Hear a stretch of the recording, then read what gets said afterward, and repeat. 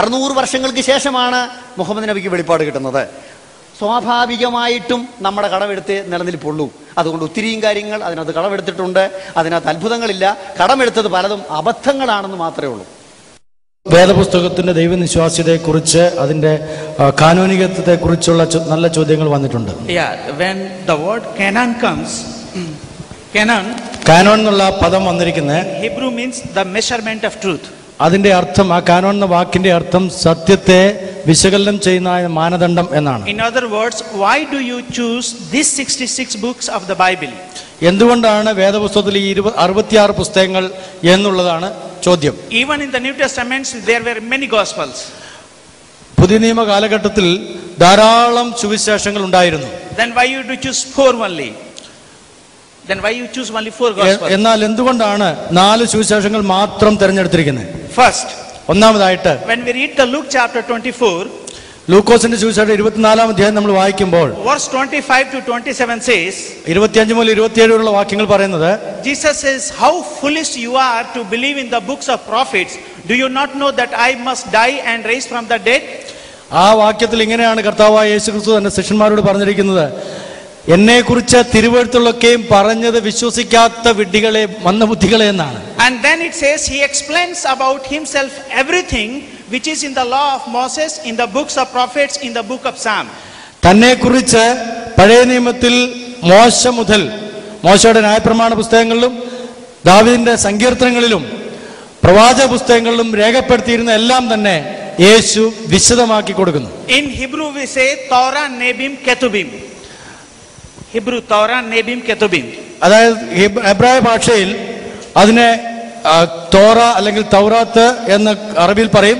തോറ എന്ന് ന്യായപ്രമാണം എന്ന് പറയുന്ന പഴയ നിയമത്തിലെ പഞ്ചഗ്രന്ഥങ്ങള്, അതുപോലെ തന്നെ എഴുത്തുകൾ എന്നറിയപ്പെടുന്ന കെത്തൂബ്യം, പിന്നെ ദാവീദിന്റെ സങ്കീർത്തനങ്ങൾ, which is the 39 books of the OT. ആ പുസ്തകങ്ങളെല്ലാം കൂടെ ചേർന്നാണ് 39 ഗ്രന്ഥങ്ങൾ. But someone can say even in Roman Catholic friends have some other books. എന്നാൽ ചില ആളുകൾ പറഞ്ഞിരിക്കാം കത്തോലിക്ക സഭയിലെ ബൈബിളിൽ ചില വേറെ പുസ്തകങ്ങളുണ്ട് എന്ന്. But in the second Maccabees chapter 2 verse 23 to 24 says, second Maccabees chapter 2 verse 23, രണ്ട് മക്കാബിയരുടെ പുസ്തകം ചാപ്റ്റർ 2 രണ്ടാം അധ്യായത്തിന്റെ verse 23 and 24, 23-24 വാക്യങ്ങളിൽ 232 says അവിടെ പറയുന്ന കാര്യങ്ങൾ, that you wait for the true prophets until a true prophet arise. ഒരു സത്യപ്രവാചകൻ വരുന്നിടം വരെയും നീ കാത്തിരിക്കണം എന്ന് പറയുന്നു. It means the author of Maccabi, when he wrote, there were no true prophets. ആ മക്കാബിയന്മാര് യുദ്ധം ചെയ്യുന്ന സമയത്ത് അവര് യുദ്ധം ചെയ്ത കാലഘട്ടത്തിൽ അവിടെ സത്യപ്രവാചകന്മാരില്ലായിരുന്നു. Again in first Maccabi chapter 9 verse 27 says, and first Maccabi chapter 40 verse 41 says, wait until the true prophets will arrive. വീണ്ടും 1 മക്കാബിയർ 9:27 1 മക്കാബിയർ 4:46 നിങ്ങൾ സത്യപ്രവാചകൻ വരുന്നിടം വരെയും കാത്തിരിക്കുക എന്ന് പറയുന്നു. So the Roman Catholic Bible itself says that these additional books were written when the true prophets were not there. അതിന്റെ അർത്ഥം ആ ഉത്തമ കാനോനിക ഗ്രന്ഥങ്ങൾ അല്ലെങ്കിൽ നോൺ പ്രോഫറ്റിക്കൽ അപ്പോക്രിഫൽ ബുക്സ് എന്ന് പറയപ്പെടുന്ന ഗ്രന്ഥങ്ങൾ എഴുതിയപ്പോൾ ആ കാലഘട്ടത്തിൽ സത്യപ്രവാചകന്മാരില്ലായിരുന്നു എന്ന് തന്നെ ആ പുസ്തകം സാക്ഷ്യപ്പെടുത്തുന്നു. Again in Luke chapter 24 verse 44 to 46 it says Jesus explained everything about himself which was in the law of Moses, in the books of prophets, in the book of Psalm. യേശു ക്രിസ്തുവിനെ കുറിച്ച് പഴയ നിയമത്തിലെ സങ്കീർത്തനങ്ങളിലെ ഒക്കെ പറഞ്ഞിരിക്കുന്ന കാര്യങ്ങൾ താൻ തന്നെ എടുത്ത് തന്റെ അപ്പോസ്തലന്മാർക്ക് വെളിപ്പെടുത്തിയത് ലൂക്കോസിന്റെ സുവിശേഷം 24-ാം അധ്യായത്തിൽ കാണാം. So Jesus used only 39 books of OT. കാരണം യേശു കർത്താവ് പഴയ നിയമത്തിലുള്ള 39 പുസ്തകങ്ങൾ മാത്രമേ അംഗീകരിച്ചിരുന്നുള്ളൂ. അതായിരുന്നു യേശുവും പഠിപ്പിച്ചത്. And NT authors they quoted those 39 books 210 times. പുതിയ നിയമത്തിൽ 210 പ്രാവശ്യം ആ 39 പുസ്തകങ്ങളിൽ നിന്ന് ഉദ്ധരണികൾ എടുത്തിട്ടുണ്ട്. Jesus did not quoted any apocryphal books. ഒരു അപ്പോക്രിഫ പുസ്തകത്തിൽ നിന്നും യേശു കർത്താവ് തന്റെ പഠിപ്പീരിൽ ഉപയോഗിച്ചിട്ടില്ല. Apostle did not quoted any apocryphal books. അപ്പോസ്തലന്മാർ പുതിയ നിയമം എഴുതിയ സമയത്ത് അപ്പോക്രിഫൽ പുസ്തകങ്ങളിൽ നിന്ന് ഒന്നും തന്നെ ഉദ്ധരണികളായിട്ട് എടുത്തിട്ടില്ല. So Old Testament was decided by Christ as a 39 books. പഴയ നിയമത്തിൽ യേശു കർത്താവ് തന്നെ പഴയ നിയമത്തെ 39 പുസ്തകങ്ങളായിട്ട് പറഞ്ഞിരുന്നു. For the New Testament, Christians and the Catholic friends and Protestants have the same 27 books. എന്നാൽ പുതിയ നിയമം വരുമ്പോൾ സഹോദരന്മാര് കത്തോലിക്കരായിരുന്നാലും പ്രോട്ടസ്റ്റന്റ് ആയിരുന്നാലും ആരായിരുന്നാലും അവരെല്ലാവരും പുതിയ നിയമത്തിലെ 27 പുസ്തകങ്ങളാണ് മൊത്തമായിട്ട് എടുത്തിരിക്കുന്നത്. So we have 66 books. അങ്ങനെ നമുക്ക് 66 പുസ്തകങ്ങളുണ്ട്. Now question for the MM Akbar. അക്ബറിനോടുള്ള നമ്മുടെ ചോദ്യം. Sahih al-Bukhari volume 6 in the book of virtue of Quran it says, സഹീഹ് ബുഖാരിൽ 6:40 ഇങ്ങനെ പറയുന്നു, Prophet Muhammad ordained 4 people to write the Quran. Prophet Muhammad, പ്രവാചകനായിരിക്കുന്ന മുഹമ്മദ് നബി 4 പേരെ ഖുർആൻ എഴുതുവാനായിട്ട് ഫരമേൽപ്പിച്ചു. Ubayy bin Ka'b, അതിനകത്ത് ഉബൈദ് ഉണ്ടായിരുന്നു, Ibn Mas'ud, ഇബ്നു മുസ്ലിം എന്ന് പറയുന്ന ആളുണ്ടായിരുന്നു, സബീർ ഉണ്ടായിരുന്നു, Mu'adh bin Jabal. ജബൽ എന്ന് പറയുന്ന ആളുണ്ടായിരുന്നു. Mu'adh bin Jabal and Salim were killed in the battle of Yamama. സലീമും മറ്റേ സഹോദരനും യുദ്ധത്തിൽ കൊല്ലപ്പെട്ടു. But 2 people who remained, 2 പേർ മാത്രമേ പിന്നീട് ഉണ്ടായിരുന്നുള്ളൂ. Ibn Mas'ud has in Quran 111 chapters. അത് 111-ാമത്തെ അധ്യായത്തിൽ സൂറയിൽ കാണാൻ സാധിക്കും. Ubayy bin Ka'b has 116 chapters. എന്നാൽ ഉബൈദിന്റെ ഖുറാനിലാകട്ടെ 116 അധ്യായങ്ങളും കാണാം, സൂറകളും കാണാം. MM Akbar is having 114 chapters. എന്നാൽ എന്തുകൊണ്ടാണ് അക്ബർ കൊണ്ടു നടക്കുന്ന ഖുറാനിൽ 114 സൂറകൾ മാത്രം? When Prophet Muhammad ordained these 2 authors, Akbar when Muhammad ordained these 2 authors, 2 എഴുത്തുകാരെ പ്രവാചകനായ Muhammad നിയോഗിച്ചപ്പോൾ Ubayy bin Ka'b and Ibn Mas'ud, പറഞ്ഞ 2 പേരെ അക്ബർ മുഹമ്മദ് പ്രവാചകൻ നിയോഗിച്ചപ്പോൾ Ubayy bin Ka'b has 116 chapters in the Quran. ഉബൈയുടെ ബൈബിളിൽ ഖുറാനിൽ 116 സൂറകൾ അധ്യായങ്ങളുണ്ട്. And Ibn Mas'ud only 111 chapters. എന്നാൽ മസൂമിന്റെ ആകട്ടെ 111 അധ്യായങ്ങൾ മാത്രമേ ഉള്ളൂ. Akbar believes Quran was written in heaven. അപ്പോൾ അക്ബർ സാഹിബ് പറയുന്നത് ഖുറാൻ സ്വർഗത്തിൽ എഴുതി വെച്ചിരിക്കുന്നതാണെന്ന്. In heaven it was 111 chapter or 116 chapter. സ്വർഗത്തിൽ നിന്ന് ഇറങ്ങി വന്നത് 116 അധ്യായങ്ങളാണോ അതോ 111 ആണോ? അതിന്റെ ഇടയ്ക്കെങ്ങാനും വല്ലതും നഷ്ടപ്പെട്ടോ കൂട്ടിച്ചേർത്തോ? Who gave him authority to choose 114 chapter? എന്നാൽ അദ്ദേഹം ഉപയോഗിക്കുന്ന ഖുറാനിൽ 114 സൂറകൾ ഉപയോഗിക്കാൻ ആരാണ് അധികാരം കൊടുത്തിരിക്കുന്നത്? As for Christian, ക്രിസ്ത്യാനികളെ സംബന്ധിച്ച് Jesus says യേശു ക്രിസ്തു പറയുന്നു in Luke chapter 24 verse 27 and 44 to 46. വളരെ വ്യക്തമായിട്ട് ലൂക്കോസിന്റെ സുവിശേഷം 24-46 മുതൽ 44 മുതൽ 46 വരെയുള്ള വാക്യങ്ങൾ പറയുന്നു, Only Torah, Nebim, Ketubim, 39 books are divine inspired and we Christian believe in it. മോശയുടെ ന്യായപ്രമാണത്തിലും പ്രവാചകന്മാരുടെ പുസ്തകത്തിലും സങ്കീർത്തന പുസ്തകത്തിലും തന്നെ കുറിച്ച് എഴുതിയിരിക്കുന്ന എല്ലാം പൂർത്തീകരിക്കപ്പെട്ടു. അത് മാത്രമാണ് കർത്താവ് തന്നെ എടുത്തു ഉദ്ധരിച്ച കാര്യം. Allah says in Quran that only 114 chapters are there. എവിടെയാണ് അള്ളാഹു പറഞ്ഞിരിക്കുന്നത് 114 സൂറകളാണ് ഞാൻ ഖുറാനിൽ തന്നിരിക്കുന്നതെന്ന്? Where Muhammad says 114 chapters are there. Muhammad നബി എവിടെയാണ് പറഞ്ഞിരിക്കുന്നത് 114 അധ്യായങ്ങൾ സൂറകൾ ഖുറാനിൽ ഉണ്ടായിരിക്കുമെന്ന്? How do you decide it? എങ്ങനെയാണ് നിങ്ങളിത് തീരുമാനിച്ചിരിക്കുന്നത്? Sahih al-Bukhari volume 6 hadith number 510 to 514 says, സഹീഹ് ബുഖാരി 5-ാമത്തെ അതിന്റെ വോള്യത്തിൽ ഇങ്ങനെ പറയുന്നുണ്ട്, there were many Qurans. ഒരുപാട് ഖുറാനുകൾ ഉണ്ടായിരുന്നു. And I have here 28 Qurans. 28 ഖുറാന്റെ പേരുകൾ എന്റെ പേക്കലുണ്ട്. Can Akbar take this challenge? Akbar Sahib ഈ ഒരു വെല്ലുവിളി ഏറ്റെടുക്കാമോ? We are right now in Akbar house. We are right now in Akbar house, his hometown.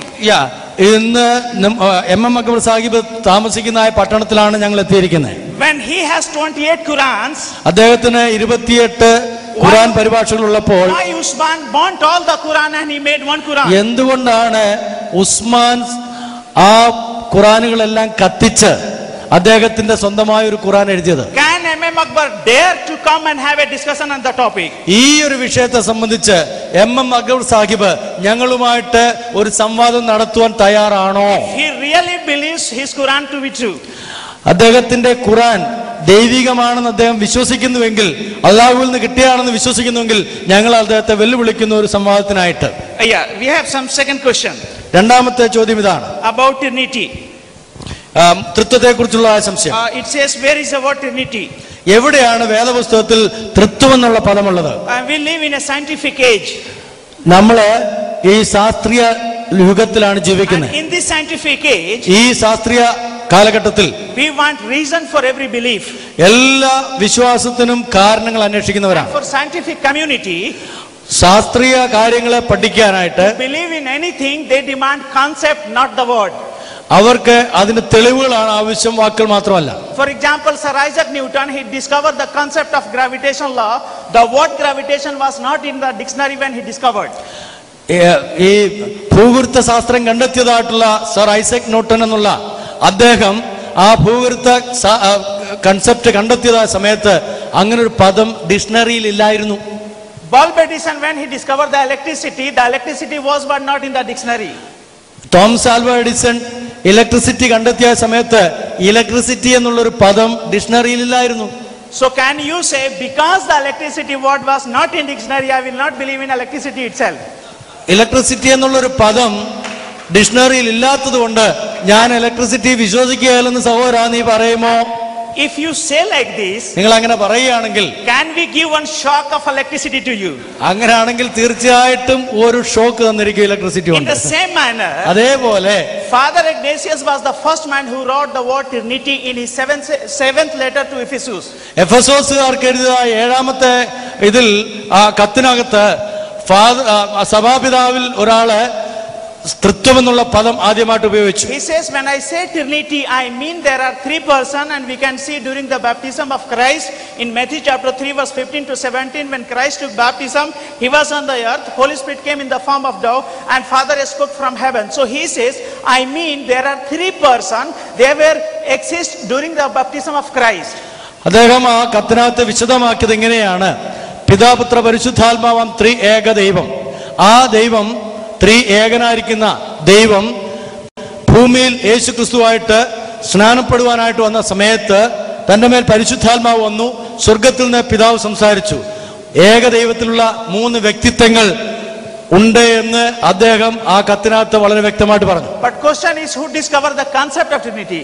ആരാണ് തൃത്വം എന്നുള്ള പദം കണ്ടെത്തിയെന്നാണ് നിങ്ങളുടെ ചോദ്യമെങ്കിൽ, In Matthew chapter 22 41 to 46 says, മത്തായിയുടെ സുവിശേഷം 22-ാം അധ്യായത്തിന്റെ 46 മുതലുള്ള വാക്യങ്ങൾ പറയുന്നത്, Jesus asked a question, what do you think about me? Who is the son of Messiah? നിങ്ങൾ എന്നെ കുറിച്ച് എന്താണ് വിചാരിക്കുന്നത്? മശിഹ ആരുടെ പുത്രനാണെന്നാണ് നിങ്ങൾ വിശ്വസിക്കുന്നത് എന്ന് കർത്താവ് ജനത്തോട് ചോദിച്ചു. They said, you are the son of David. ഉടനെ തന്നെ അവർ പറഞ്ഞത്, നീ ദാവീദിന്റെ പുത്രനാകുന്നു. Jesus quoted Psalm 110 verse 1, and he says, David says in the spirit of the inspiration that Lord said to my Lord, sit at my right hand until I put your enemy to your foot, soul. And he was inspired by the Holy Spirit. So Jesus says, Lord said to my Lord. There are 2 lords, and message was brought by the Holy Spirit. So the concept of these 3 persons was revealed on the David. It is not the Christian doctrine. അതേ ചോദ്യത്തിന് കർത്താവ് അവർ പറഞ്ഞ മറുപടിക്ക് കർത്താവ് ഉത്തരം കൊടുക്കുന്നത് മറുചോദ്യമായിട്ടാണ് ഉത്തരം കൊടുക്കുന്നത്. 110-ാം സങ്കീർത്തനത്തിന്റെ 1-ാം വാക്യത്തിൽ കർത്താവ് എന്റെ കർത്താവിനോട്, ഞാൻ നിന്റെ ശത്രുക്കളെ നിന്റെ പാദപീഠമാക്കുവോളം എന്റെ വലത്തുഭാഗത്തിരിക്ക എന്ന് പറയുമ്പോൾ അതെന്താണ് അർത്ഥമാക്കുന്നത്? അപ്പോൾ പറയുന്നവനായ ഒരു കർത്താവ്, ആ കർത്താവ് വിളിക്കുന്ന വേറൊരു കർത്താവ്, ദൈവം പുത്രനെ ദൈവമേ എന്ന് വിളിക്കുന്നു, അല്ലെങ്കിൽ കർത്താവ് എന്ന് വിളിക്കുന്നു. ആ ദൂത് അയക്കപ്പെട്ടതായ ആത്മാവ്. അപ്പൊ ഏക ദൈവത്തെ കുറിച്ചുള്ള കൺസെപ്റ്റ് പഴയ നിയമത്തിൽ വളരെ വ്യക്തമായിരുന്നു. And Jesus did not discuss with ordinary people. He discussed with the experts of religion, Sadducees and Pharisees, who were the master of law. And verse 46 says, that day onwards, no one was dare to ask the question. It means Christ's interpretation was so excellent. യേശു കർത്താവ് സംസാരിച്ചത് സാധാരണപ്പെട്ട ജനങ്ങളോടല്ല. അവിടെ യഹൂദന്മാരുടെ വേദജ്ഞാനികളായിരിക്കുന്ന പണ്ഡിതന്മാരായിരിക്കുന്ന ശാസ്ത്രിമാരും സാധുക്യ പ്രമാണികളുമായിട്ടുള്ള ആളുകളോടാണ് കർത്താവ് സംസാരിച്ചത്. അതിന്റെ 22-ാം അധ്യായം മത്തായി 22-ന്റെ 46-ാം വാക്യത്തിൽ നമ്മൾ വായിക്കുന്ന, അന്ന് മുതൽ അവർ ആരും അവനോട് ഒരു ചോദ്യം ചോദിക്കാൻ തുനിഞ്ഞില്ല. കാരണം അവൻ പറഞ്ഞ കാര്യങ്ങൾ വളരെ വ്യക്തമായിട്ട് അവർക്കറിയാമായിരുന്നത് ഒന്നുകൂടെ കർത്താവ് വെളിപ്പെടുത്തി കൊടുത്തു എന്നുള്ളതുകൊണ്ടാണ്. David discovered the concept of 3 persons. ആ തൃത്വം എന്നുള്ള ആ ആശയം അത് വേറെ ആരും തന്നെ കൊണ്ടുവന്നല്ല, വേദപുസ്തകത്തിലുള്ളത് തന്നെയാണ്. Christ argued and established. കർത്താവ് അത് ദാവീദ് പറഞ്ഞായിട്ട് തന്നെ സ്ഥാപിക്കുകയും ചെയ്തു. Apostle preached and Father Ignatius wrote it down. Father Ignatius അത് എഴുതുന്നതിന് മുമ്പായിട്ട് തന്നെ അപ്പോസ്തലന്മാർ അത് പ്രസംഗിച്ചിരുന്നു. Now question is for M.M. Akbar. ഇപ്പോൾ ഞങ്ങൾ M.M. അക്ബർ സാഹിബിനോട് ചോദ്യം ചോദിക്കുകയാണ്. In his Quran it says, Quran chapter 29 verse 46 say, your God and our God is same God. സൂറ 29:46 പറയുന്നു, നിങ്ങളുടെ ദൈവവും ഞങ്ങളുടെ ദൈവവും ഒന്നാകുന്നു എന്ന്. So God of David revealed Trinity concept on David. ദാവീദിന്റെ കാലഘട്ടത്തിൽ തന്നെ ദാവീദ് സബൂർ എഴുതിയപ്പോൾ ത്രിത്വത്തിന്റെ ആശയം വളരെ വ്യക്തമായിട്ട് രേഖപ്പെടുത്തിയിരുന്നു. If same God was the God of Muhammad, Muhammad നബിക്ക് വെളിപ്പെട്ടതായ അതേ ദൈവമാണ് പഴയ നിയമത്തിൽ പറഞ്ഞിരിക്കുന്ന ദൈവമെങ്കിൽ, then in Quran chapter 4 verse 171 Muhammad denies the Trinity. സൂറ 4:171 മുഹമ്മദ് നബി ത്രിത്വം എന്നുള്ള പദത്തെ തിരസ്കരിക്കുന്നു. അല്ലാഹു തന്നെ അതിനെ തിരസ്കരിക്കുന്നതായിട്ട് രേഖപ്പെടുത്തിയിരിക്കുന്നു. Moreover, in Quran chapter 5 verse 116 and 17 Allah asked Jesus, or he will ask Jesus, did you say to mankind worship me and my mother, two gods beside Allah? Sura 5 Chapter 5 verse 116 and 17. 116-117 ആയത്തുകളിൽ അന്ത്യ ഖിയാമത്ത് നാളിൽ അല്ലാഹു ചോദിക്കാനിരിക്കുകയാണ്, ഇതുവരെ ചോദിച്ചിട്ടില്ല, ചോദിക്കാനിരിക്കുകയാണ് ഈസയോട്, നീ എന്നെ കൂടാതെ നിന്റെ മാതാവിനെയും എന്നെയും, അതായത് ഈസയും ദൈവങ്ങളായിട്ട് ആരാധിക്കുവാൻ പറഞ്ഞുവോ എന്ന്. And Jesus says no. യേശു കർത്താവ് അപ്പൊ പറഞ്ഞിട്ടില്ല. Here is a many question. ഇവിടെ ഒരുപാട് ചോദ്യങ്ങൾ ഉന്നയിക്കുകയാണ്. Is Allah omniscient? അല്ലാഹു സർവജ്ഞാനിയാണെങ്കിൽ, if Jesus said and he is omniscient, then he would have known in the first century. അല്ലാഹു ഈസ പറഞ്ഞിട്ടുണ്ടോ ഇല്ലയോ എന്നുള്ളത് അന്ന് തന്നെ ചോദിക്കണമായിരുന്നു, ഈസയോട് നേരിട്ട് ചോദിക്കണമായിരുന്നു. Second, he says Trinity means Father, Allah, Jesus Son and Mary Mother. I wonder Allah got this idea from where? Which Bible? Even Roman Catholic Bible doesn't have this concept. How Allah got this idea in his mind? അപ്പോൾ അല്ലാഹു വീണ്ടും ചോദിക്കുന്നത്, നീ, ഞാന്, നിന്റെ അമ്മ, ഇങ്ങനെയുള്ള 3 ദൈവങ്ങൾ എന്നുള്ള, അതാണ് തൃത്വം എന്നുള്ള ഐഡിയ അല്ലാഹുവിന് ആരാ പറഞ്ഞു കൊടുത്തത്? And if M.M. Akbar can, we wish him, we want him at any cost to come and have a discussion. He has spoken so much and he is hiding. If he can come, it will be really appreciated. M.M. Akbar Sahib ഇതുപോലുള്ളൊരു വേദിയിലേക്ക് വരികയാണെങ്കിൽ സാദരപൂർവ്വം ഞങ്ങൾ അദ്ദേഹത്തെ സ്വാഗതം ചെയ്യുകയാണ് വരുവാനായിട്ട്. അദ്ദേഹം എന്തിനാണ് മറഞ്ഞിരിക്കുന്നത് എന്നുള്ളത് ഞങ്ങൾക്ക് ഇതുവരെ മനസ്സിലാകുന്നതുമില്ല. Yeah, there are some other questions. We will deal each one up. ഒരു കൊച്ചൊരു ഉത്തരം പറയാണ്. 2 മുസ്ലിം സഹോദരങ്ങളുടെ പേരുകൾ ഇവിടെ കൊടുത്തിരുന്നില്ല, അവർ എന്തുകൊണ്ട് സംസാരിക്കുന്നില്ല എന്ന്. ഇപ്പം സംസാരിച്ച ആൾ അസ്ഗർ അലിയാണ്.